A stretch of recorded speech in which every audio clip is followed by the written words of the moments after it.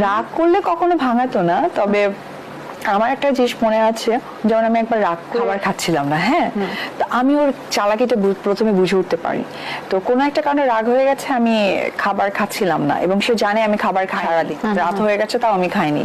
তো আমার আসার পরে বলতো যে খাবার রেডি, খাবার দিয়ে দাও। আমি রেডি করে নিয়ে গেছি। তো আমি থাকাকালীন সে আমার হাতেই মেখে খেত, সে খুব মিনি চাইতে পারো।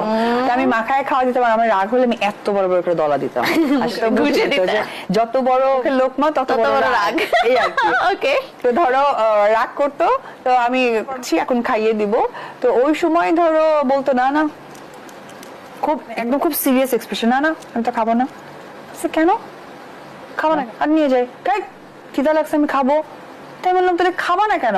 যদি বিষ থাকে। আমি মানে তুমি আমার কি ভাবছো আমি বিষ দিয়ে দেবো? মানে আমি আমি রাগ করছি মানে কি তো বিষ দিব নাকি? বিষ দিব না।